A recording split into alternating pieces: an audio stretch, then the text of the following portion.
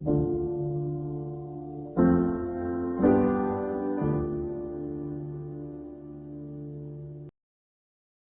Japanese pottery making, there's this practice called kintsugi, which is filling the broken parts and the cracks of a pottery piece with gold. And the purpose is to beautify the mistake, so to speak.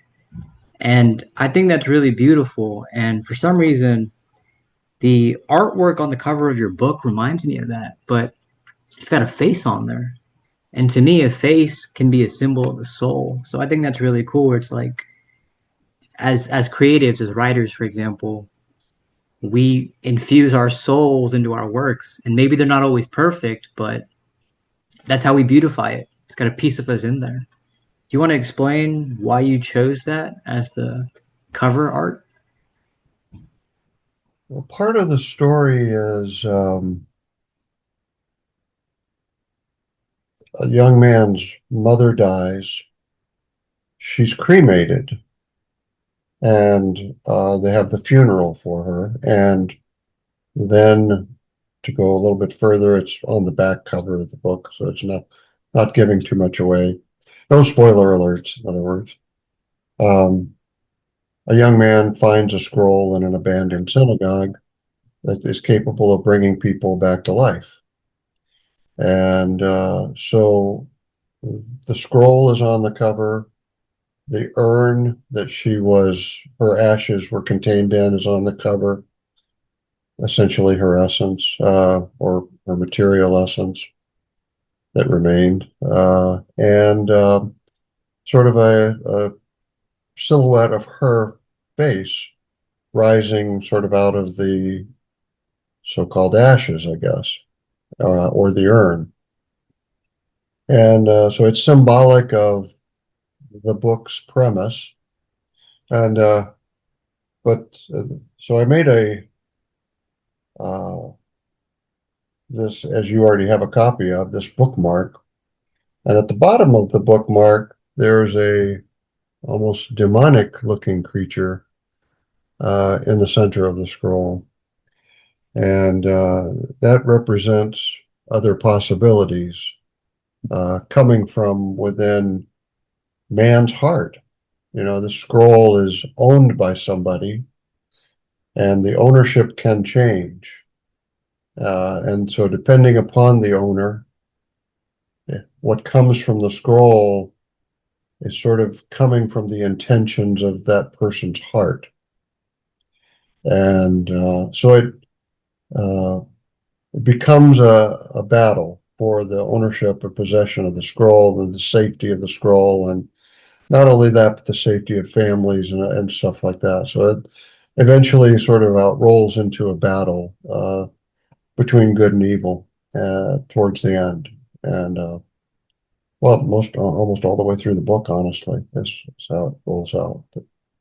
Wow. I think it's incredible that you finished it and you published it and you put it out there because if I'm not mistaken, it took you only a year to put it together. Is that right? Um, a first draft was done in 8 months, and 90,000 words. I just enjoyed the experience of writing so much. This is my first novel, and didn't have a clue as to what I was doing. I sort of had a clue. I was basically copying the format out of Dean Koontz book. So chapter one and headers and footers. And so I just sort of copied that into Word, but the style and the chapters, that the names on the chapters, that was sort of me. And then I ended up putting dates, times of day, locations at the beginning of every chapter, right under the chapter title, to try to keep the reader focused on, okay, here's when and where this is happening, and it's important that you sort of pay attention to that, because it starts proceeding faster and faster towards the end, and you want to make sure you keep up, basically. So but yeah, it was a fun process. And for me, when something's fun, I can work day into the night and make things happen pretty quickly. I have a lot of energy that way. So it was fun. That right there is great advice. If it's fun, you can just get through anything. But yeah, that still astounds me that it was a year. And I also wanted to ask you about why you had this note on the back of the bookmark. In case you need a bookmark, though I hope that you don't. Well, it means that I hope you can't put it down. Mm. If you can't put it down, it means you're so engaged and interested in the story that you want to finish it. And the finishing of the book becomes more important than other things, including using a bookmark to mark your place until next time. So that's my hope for readers of this book is because it's a thriller. I want people to stay thrilled through most of the book. Were there ever moments when you were writing it where you caught yourself putting it off a little?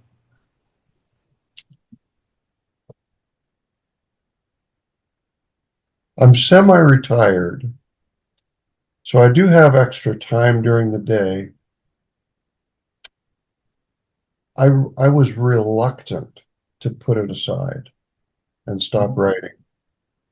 Uh, and my wife, my beautiful, very smart wife, hey Rick, can you do this today? Well, I suppose I could walk away from writing to take care of that honeydew item for you.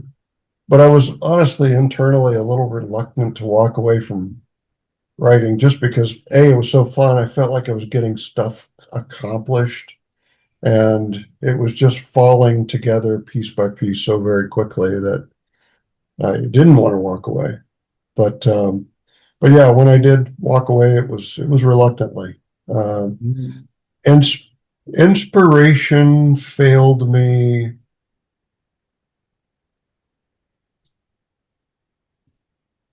at the very end where I needed a lot of complex and moving parts and pieces to come together perfectly to bring the ending about. And I ended up having to, when I run into a roadblock, I walk, I talk to myself. It's a way of focusing my intellectual energy into hearing it and speaking it and talking about the problem and talking about possible solutions and being in a different environment than sitting in front of my computer. And it helps me break roadblocks for scientific problems as well as which is a lot of my life at this point, but also for it turns out writing. And so at the end, I did some walking and talking to myself, and I decided that the best way to make all of those moving pieces come together was to get a big piece of paper, put all of the moving pieces on one side here, all the moving pieces on the other side here, draw lines between which moving pieces needed to interact with which other moving pieces, put an action that was happening between those lines and on the lines, and then write those segments of each activity together to make to bring the book to its concluding chapter. And it seems to have worked out very well. I've had a lot of nice comments about the conclusion of the book. So seems to have worked. But yeah, that was a long answer to a short question. No, that's fine. I'm curious because as a writer myself, anything I write, I want to say just about all of it has some level of autobiography in there. Of course, Does this book have some of that in you or in there? Does it have some of of course. your It's some of autobiography in me there? in there. Yeah, there are lots of bits and pieces of me in there. I mean, my experiences in Texas, my experiences in Illinois, where part of the book happened was in Skokie. I did some travel into Skokie and Um, such to explore that. I was married. My wife and I were married in the hill country of Texas, at a ranch that was, and we spent our honeymoon at a ranch that was essentially the final location of the of much of the book, in the last half of the book, let's say, was happening at that place. So yeah, a lot of my experiences I just drew from those, and you know what? It's not because I'm those places were idyllic, but even though that was sort of idyllic for my wife and I, but it's not because it was super special in some way other than the fact that we were married there. It was a little bit because I was lazy. I knew the memories were already there. Everything was in place. I could describe things from memory very quickly and easily. It just came together that way. And so I suppose that's uh, embarrassing to say it that way, but and I think it probably gave it, to be fair, gave it more detail and more realism, because I'd been there, because I'd experienced that place and so forth. So, but yeah, there was a touch of laziness there, picking that place that I've already been, that I've already experienced to write about. Um, Other things. Yeah, there were a lot of other things that I hadn't experienced, that I had to do quite a bit of research on to be able to describe it adequately and realistically. Um, so yeah, there are pieces of me there and here. that's an interesting response to me because the way you've described it, it's like you're looking back at it from the past. I don't think I had a chance to share it with you, but I've also published two books. And the first one, I remember that I had this idea of putting a chapter in Seattle, but that one chapter, I was talking to Lois about this yesterday. I'm curious about when you write something, does it come true? And in a way, it kind of feels like that for me sometimes. Huh. Because when I look back at that chapter that I wrote about Seattle, it's almost as if that ended up becoming true because not long after I ended up going to Seattle and it wasn't expected at all. And so that's like one small example, but I'm looking at it from like a future perspective, and then the way you describe the autobiography, it's like from the past. It's interesting to me. Almost prophetic then, huh? You're you're prophetic in some ways. Is I that wouldn't think so. I what wouldn't you're think so, saying? but You've been there in the future? something like that. It's something I've noticed for the past year or so where sometimes when you write something, it's almost as if it is like something superstitious. It has the potential to happen. Not always, but sometimes. And I guess that's just the magic of creativity. I don't know if you've had any experience with that in your own life. Only dreams that Mm. come true. Deja vu. Yeah, it's more than that. Yeah, it was. I've had quite a number of dreams for meaningless things, or things that seemed meaningless, that at the time, that I wasn't even living in a place. I wasn't even, and then later I lived in that place and experienced that dream in rather vivid detail. People said things that they said in the dream years before, and it was just sort of, yeah, freaky a little Wow.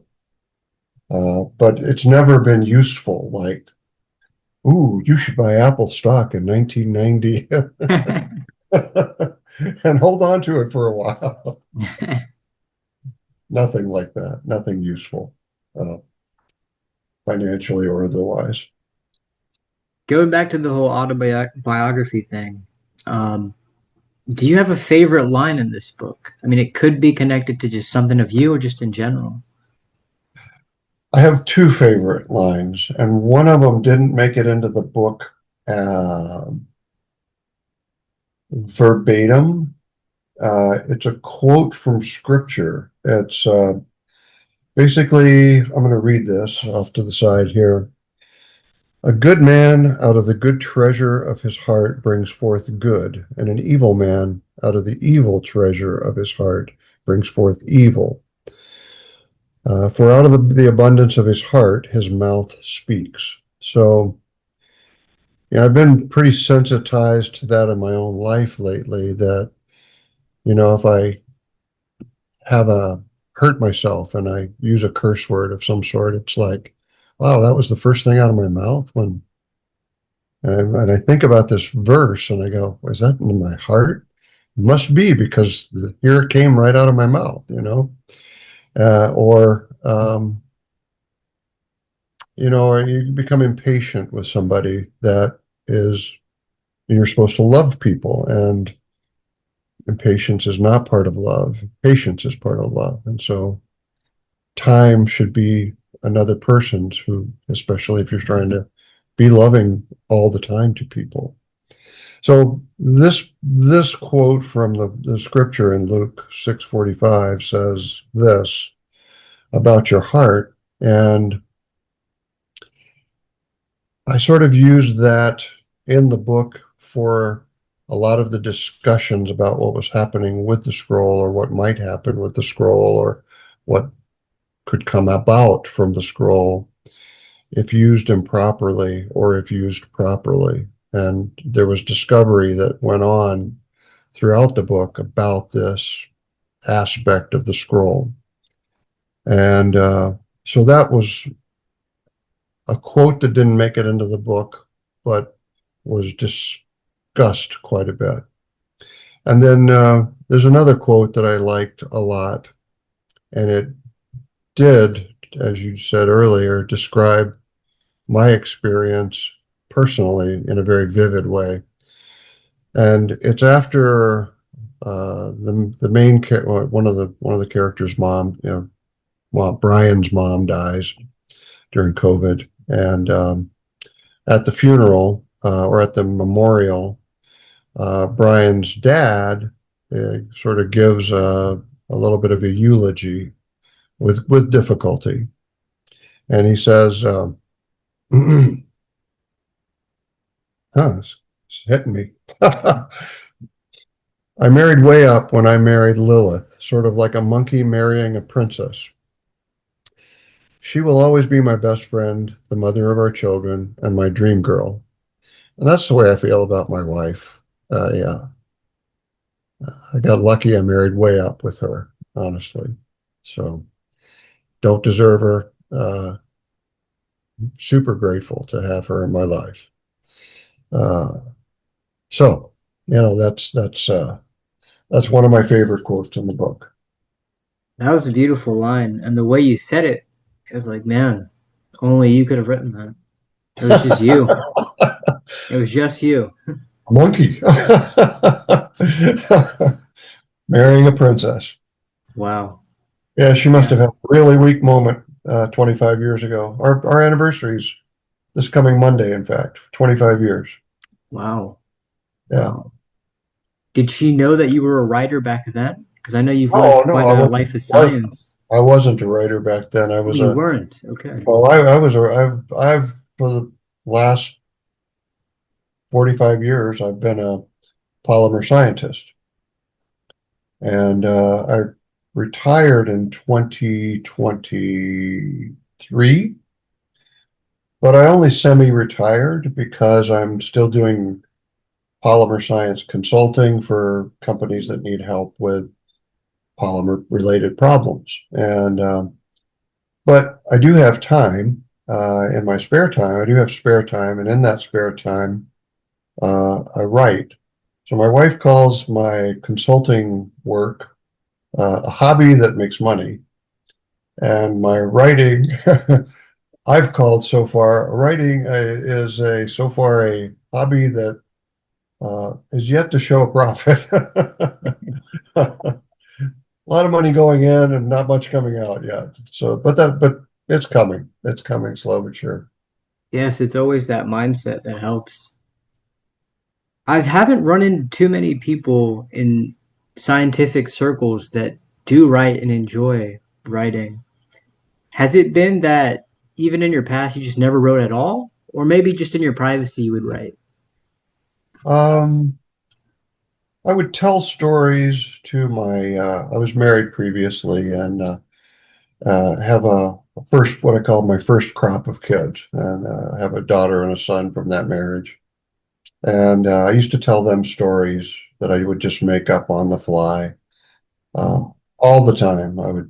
We'd go out to dinner and then I would tell them stories if they wanted to hear them. And I've always had this creative, almost uh, too much creativity that had to be filtered and focused. And, it took me quite a number of years to take this explosion of creativity, of random craziness all the time, and sort of pack it into a box with a lens that could be focused and then use that creativity for problem solving for technical issues or writing a story in this case, most recently. And I've really enjoyed I think I've told you that, but it's been a super enjoyable experience uh, focusing that creative energy into something besides scientific problem solving. Yeah, and I think it's even more impressive that you've been able to retain that creativity because, I had a science class once and we were discussing some cell in the human body, and I raised my hand and I said to the professor in front of the class, "Hey, that kind of reminds me of like the cosmos within us, especially the way you explained it." And I gave a little bit of a poetic input, and he's like, "Yes, yes, thank you." And then they just moved on, and everybody else was just untouched by the comment. And so I remember kind of realizing that moment, like creativity or that sort of artistic approach. It doesn't marry very well with science and rooms of science. It's just very, as you said, filtered in a way. Well, you've got a lot of spirituality going on, don't you? That spirituality, uh, big picture, uh, visioning, I guess, going on and inside of you, your heart, your mind, and it comes out. I've read a couple of your poems, as you know, and wow, they are full of powerful, uh, amazing statements. So you're gonna this book that you're writing now is gonna be fantastic. I want to read it. I want a Thank you. copy. Thank you. I Yeah. do. I We'll have want to to. see when that one releases. But yes, thank you. Thank you. I appreciate that. Yeah. Another thing I wanted to point out was you used COVID in your story, which I think is interesting because I remember I was driving the other day and thinking about how it's as if humanity as a whole, especially in films and television, has kind of forgotten or ignored that. It's Yeah. that whole COVID era is not incorporated in the stories we tell in movies or in TV shows. It's as if everybody has just fast forwarded from that. It didn't happen.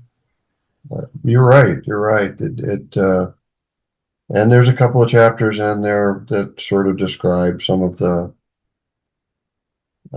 awfulness of it. That how she dies, and the hospital, and the morgues, the makeshift morgues, things like that that were put up on the fly just to handle all the horrible numbers of people that had died. We shouldn't forget that. I mean, we shouldn't forget that when it comes to vaccinations. We shouldn't forget it relative to all sorts of things.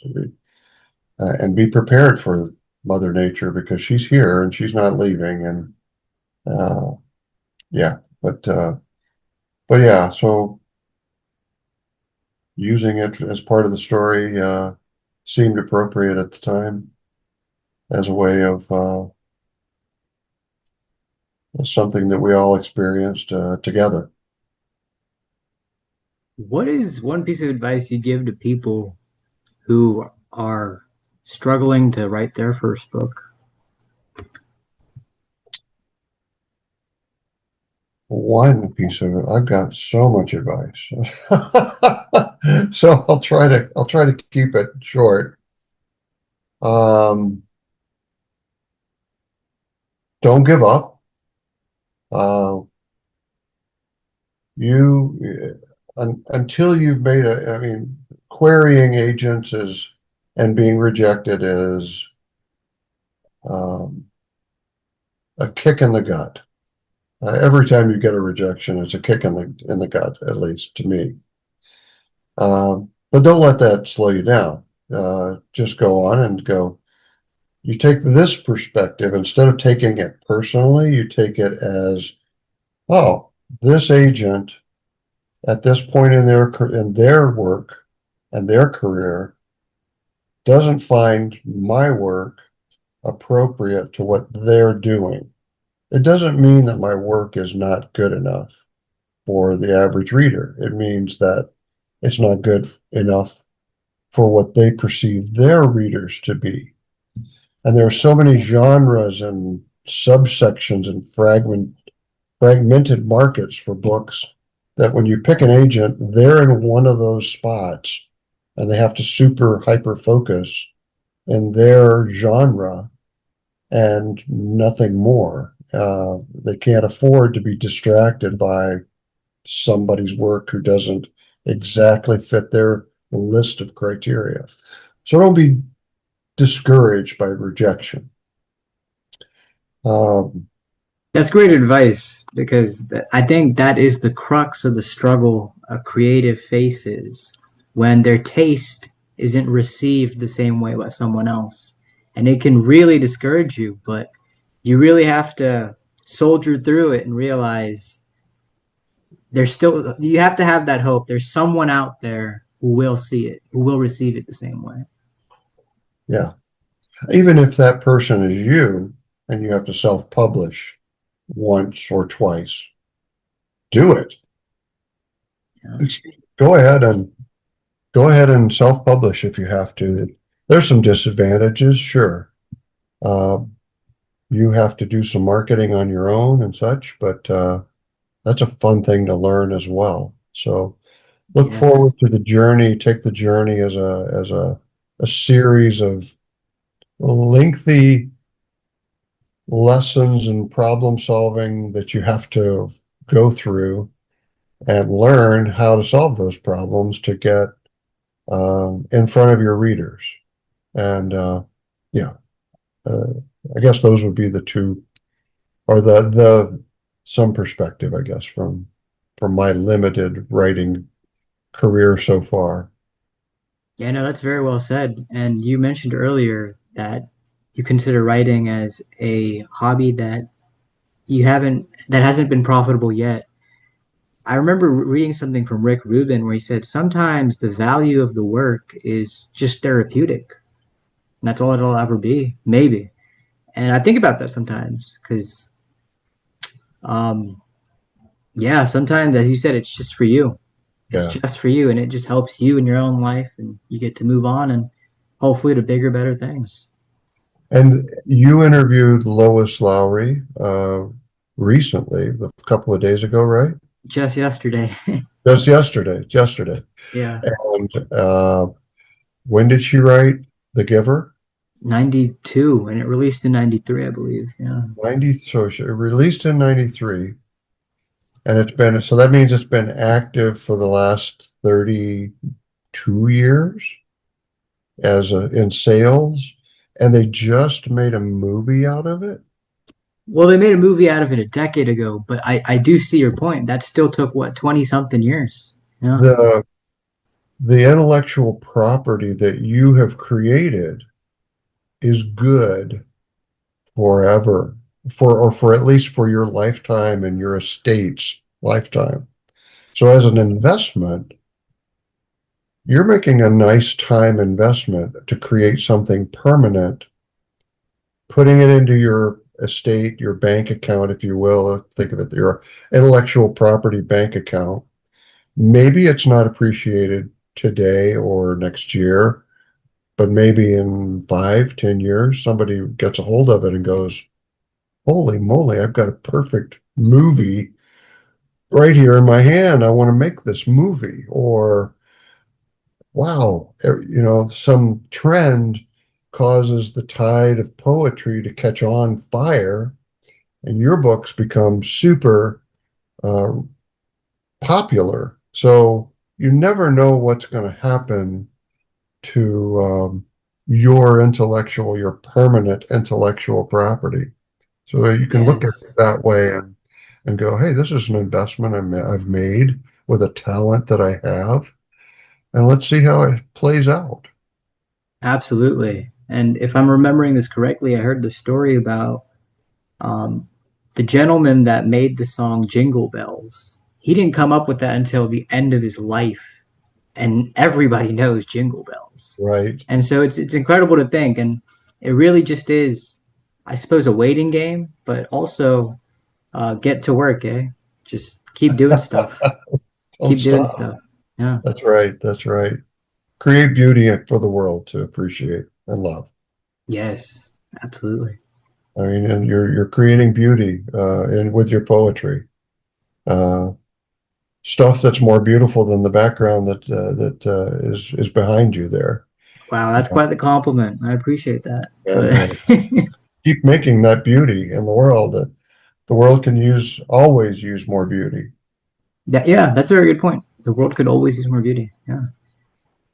Do you have any closing thoughts, Rick? Anything you felt like you wanted to say but you didn't get a chance to, or something on your mind that you wanted to express? No, you've been the easiest interviewer I've ever had. So thank you for your skills as a nice human being and a calm interviewer. And it's just been a real pleasure getting to know you better in the last week here. I hope to develop that friendship with the writers club that we both belong to, the writers group that we both belong to. Me very recently.